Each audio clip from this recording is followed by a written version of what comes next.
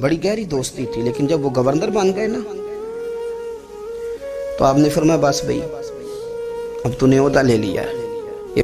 بڑی مدت کے بعد ملاقات ہوئی حضرت ابو موسیٰ اشعری کے ساتھ، وہ دوڑ کے آئے حضرت ابو ذر غفاری کے گلے ملنے، میرا بھائی میرا بھائی۔ فرمایا پیچھے ہٹ جا، میں نہیں تیرا بھائی، تو گورنر ہے، میں غریب آدمی ہوں۔ نبی پاک صلی اللہ تعالیٰ علیہ وسلم کے بہت سارے صحابہ بڑی شانوں والے، ایک صحابی کا ہم آج ذکر کرنے جا رہے ہیں جن کا نام ہے حضرت ابو ذر غفاری رضی اللہ تعالیٰ۔ ہمارے صوفیاء تصوف میں ایک جملہ بولتے ہیں کہ تیرا تو فقر فقر ابو ذر ہے، یعنی جن کو صحیح درویش کہتے ہیں نا، صحیح درویش۔ مولا علی شیر خدا رضی اللہ تعالیٰ عنہ فرمایا کرتے دو ہی تو بندے ہیں جو رب کے رستے میں کسی شے کی پرواہ نہیں کرتے۔ حضور کون سے؟ فرمایا ابو ذر غفاری ہے اور دوسرے علی المرتضیٰ ہے۔ مولا علی فرمایا کرتے یہ نا مسلمانوں میں سے چوتھے یا پانچویں مسلمان ہیں، شروع سے ایک سلیم الطبع آدمی، کچھ لوگ طبعاً بڑے نفیس ہوتے ہیں، طبعاً اللہ کی طرف سے شروع سے ہی۔ ان کا جو قبیلہ تھا بنو غفار وہ رہزنی کرتا تھا، لوگوں کو لوٹ لیتا تھا، شروع میں یہ کام کیا، لیکن جب کچھ لوگوں کی چیخیں کانوں میں گئیں تو چھوڑ دیا، فرمایا نہیں یار طبیعت نہیں مانتی۔ اور نبی پاک کا کلمہ پڑھنے سے پہلے ہی بتوں کی پوجا چھوڑ کے رب کی عبادت شروع کر دی۔ لوگ پوچھا کرتے تھے آپ عبادت تو کرتے تھے پر منہ کدھر کرتے تھے؟ فرماتے تھے جدھر وہ کرا لیتا تھا کر لیتے تھے۔ کسی نے انہیں بتایا کہ مکے میں ایک شخص ہیں جنہوں نے اعلان نبوت کیا ہے، آپ کی طرح کی باتیں کرتے ہیں۔ انہوں نے اپنے بھائی کو بھیجا، ان کا نام انیس تھا، پتہ کر کے واپس آئے، بھائی کہنے لگے ابو ذر ان کا نام جندب ہے، اصل میں ذر ان کے بیٹے کا نام ہے اور کنیت سے زیادہ معروف ہے، ابو ذر غفاری کہلاتے ہیں۔ فرماتے ہیں کہ بھائی نے آ کے بتایا کہ وہ نیکی کا حکم دیتے ہیں، برے کاموں سے منع کرتے ہیں، صلہ رحمی کا پیغام دیتے ہیں، لیکن لوگ سارے مخالف ہیں۔ یہ چیز بھی بڑی کاؤنٹ ہوتی ہے، اسے نہ کاؤنٹ کیا کریں۔ لوگوں کی ترجیحات بدلتی ہیں، صبح کچھ دوپہر کچھ شام کچھ، اسے نہ کاؤنٹ کریں۔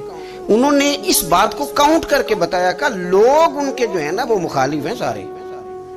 تو حضرت ابو ذر غفاری کہنے لگے مجھے تسلی نہیں ہوئی، میں خود جا کے پتہ کروں گا۔ کہتے ہیں مکہ شریف آیا تو کسی ایسے آدمی سے پوچھ بیٹھا، میں تو کچھ اور سمجھا تھا، وہ کچھ اور نکلا۔ مکے والوں نے بڑا مارا، مکے پہنچ کے پہلی جو چیز ملی وہ مار کھانے کی تھی۔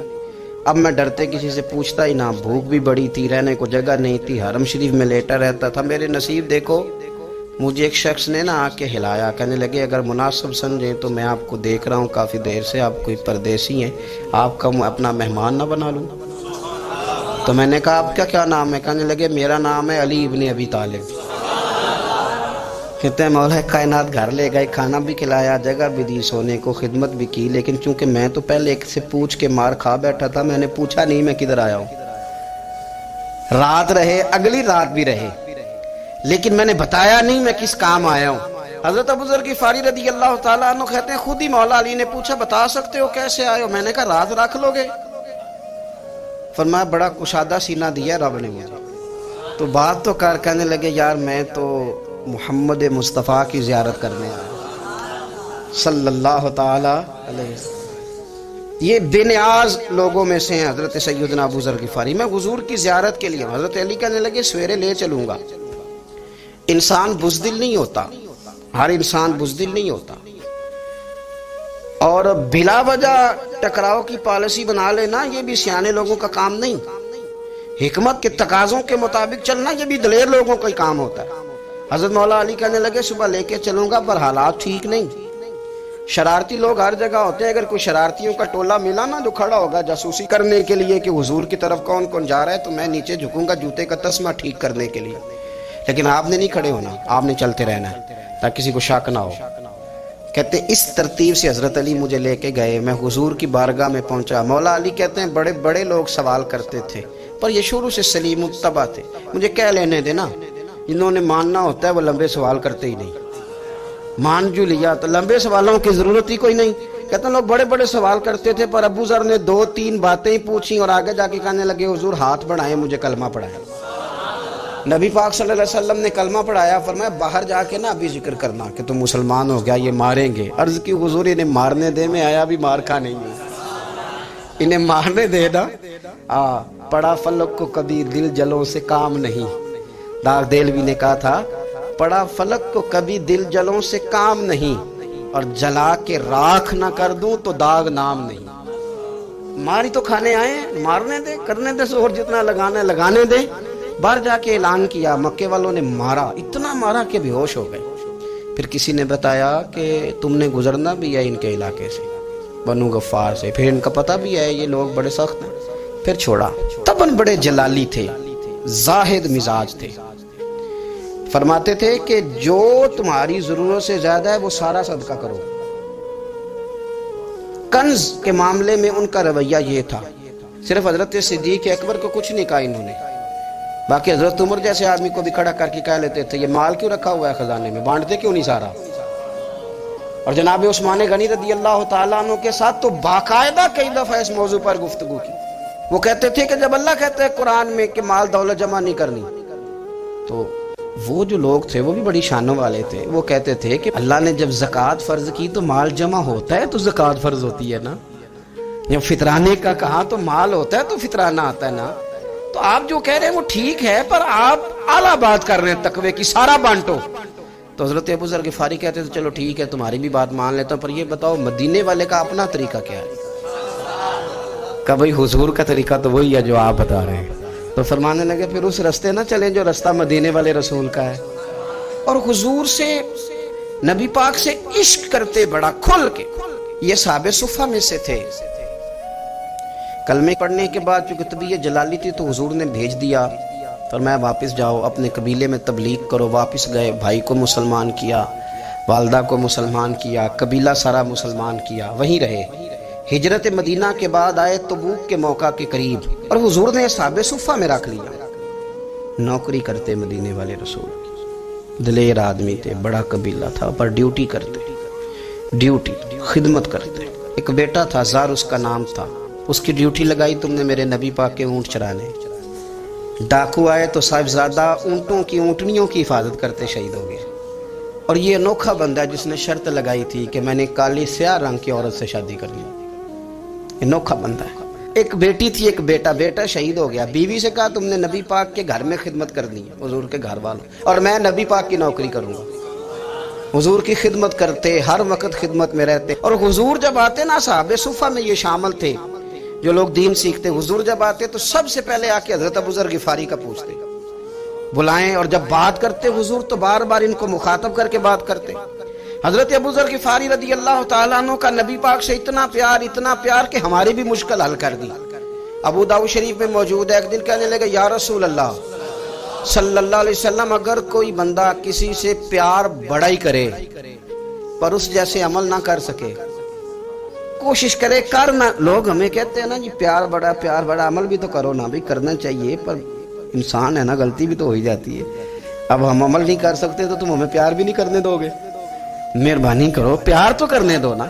حضرت ابو ذر غفاری نے کہا، ابو داؤد شریف میں موجود ہے، یا رسول اللہ صلی اللہ تعالی علیہ وآلہ وسلم، حضور پیار بڑا کرے پر ان جیسے عمل نہ کرے تو حکم کیا ہے؟ تو حضور نے فرمایا پیار سچا کرے، اللہ قیامت کے دن جس سے محبت کرے گا نا اس کے ساتھ ہی دونوں کو اکٹھا فرما دے گا۔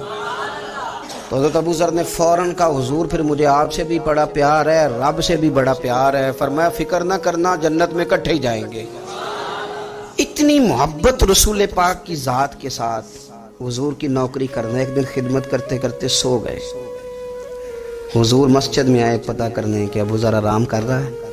یہ بھی مزہ ہوتا ہے، خیال رکھنا اپنے درویشوں کا، کیا کھایا کیا پیا، کہاں سوئے۔ حضور رات کو آئے، یہ سوئے ہوئے، فرماتے ہیں حضور نے میرا انگوٹھا ہلایا، میں اٹھ کے بیٹھ گیا، حضور بھی میرے پاس بیٹھ گئے۔ اور میں ابو ذر بڑا پیار کرتے ہو، سونے آپ کو پتہ ہی ہے، کہ یار تو بڑی نوکری کرتا ہے، ایک دن وہ بھی آئے گا جس دن تجھے میری مسجد اور میرے شہر سے جانا پڑے گا، پھر کیا کرو گے؟ تو عرض کی حضور کسی کی طاقت ہے مجھے آپ کے شہر سے نکالے؟ میں تلوار نکال لوں گا۔ نبی پاک نے فرمایا تلوار نہ نکالنا، جہاں تمہیں بھیجا جائے چپ کر کے چلے جانا۔ حضور کب تک؟ فرمایا جب تک اللہ تیری اور میری ملاقات نہیں کرا دیتا، یعنی وصال تک۔ یہ واحد شخص ہیں کہ حضور کے وصال ظاہری کا وقت آ گیا تو فرمایا کوئی میرے ابو ذر کو بلاؤ۔ جب یہ آئے تو حضور لیٹے ہوئے تھے، یہ جھکے نبی پاک کی طرف، حضور میں حاضر ہوں، تو حضور نے پکڑ کے سینے کے ساتھ لگا لیا۔ میرے رسول پاک صلی اللہ علیہ وسلم کی خدمت میں ایک دفعہ عرض کرنے لگے حضور مجھے صوبے کا گورنر بنا دے، تو نبی پاک نے فرمایا ابو ذر میں عہدے پسند نہیں کرتا، تو تمہیں بھی میں کہتا ہوں عہدہ نہ لینا، تمہیں بھی کہتا ہوں عہدہ نہ لینا۔ فرمایا ابو ذر میں جو چیز اپنے لیے پسند کروں گا تمہیں بھی اسی کا مشورہ دوں گا، تم بندے اچھے ہو پر یہ کام تمہارے بس کا نہیں ہے۔ بڑے زاہد آدمی میرے رسول کریم صلی اللہ تعالی علیہ وآلہ وسلم نے ان کے بارے میں فرمایا جس طرح نبیوں میں حضرت عیسیٰ علیہ السلام ہوئے، حضرت عیسیٰ دیکھیں نا، انبیاء میں اللہ تعالیٰ نے ہر قسم کی عظمت نبیوں کو دی۔ جناب سلیمان علیہ السلام کا تو تخت بھی ہوا میں اڑتا تھا، جن تک تابع دار تھے، اور نبیوں میں حضرت عیسیٰ بھی ہیں جن کے پاس گھر بھی کوئی نہیں، شادی بھی کوئی نہیں کی، اینٹ سرانے رکھ کے تکیہ بناتے، ایک ان کے پاس کنگھی تھی اور ایک پیالہ تھا۔ دیکھیں جو بندہ نیک ہو نا وہ بھی نیک ہیں، اللہ کے نبی ہیں۔ آپ اپنا تقوی مسلط نہیں کریں گے، جو وہ کر رہے ہیں وہ بھی مخلص ہو کے کر رہے ہیں۔ حکومتیں جو چلانی ہیں تو وہ کس نے چلانی ہیں؟ اگر نیک بندے نہیں آئیں گے تو غلط لوگ آئیں گے، قوموں پہ ظلم کریں، وہ بھی اپنی جگہ ٹھیک ہے، لیکن یہ جو کر رہے ہیں یہ بات بھی اپنی جگہ بالکل ٹھیک ہے۔ ہم پتہ کیا کرتے ہیں؟ ہم چیزوں کو مسلط کرتے ہیں، ایک دوسرے پر مسلط نہیں کریں چیزوں کو۔ آپ جو کر سکتے ہیں، جو رستہ آپ کو صحیح لگتا ہے اختیار کر لیں، یہی تو ہمارے دین کا حسن ہے کہ سارے رستے واضح کر کے ہمیں دکھاتا ہے۔ حضرت عیسیٰ علیہ السلام نے ایک دن دیکھا کہ ایک بندہ نا انگلیوں کے ساتھ اپنے بال سیدھے کر رہا ہے، تو آپ نے فرمایا یار کنگھی کے بغیر بھی کام چل سکتا ہے، کنگھی بھی خیرات کرتی۔ دیکھا ایک بندہ ہاتھ کا تکیہ بنا کے لیٹا ہے، تو فرمایا اینٹ بھی دے دو کسی کے کام آ جائے۔ ایک دن دیکھا کہ ایک بندہ نا یوں چلو میں پانی پی رہا ہے، فرمایا پیالہ بھی رہنے دو، اس کے بغیر بھی کام چل ہی جاتا ہے۔ جناب عیسیٰ کا یہ زہد تھا۔ میرے نبی پاک علیہ السلام نے فرمایا جس نے جناب عیسیٰ کا زہد دیکھنا ہو وہ میرے ابو ذر غفاری کو دیکھے، ان کو دیکھے، یہ دنیا میں جناب عیسیٰ کے زہد کے مطابق چلتے پھرتے، ساری زندگی دولت کو مال کو پسند نہیں کیا۔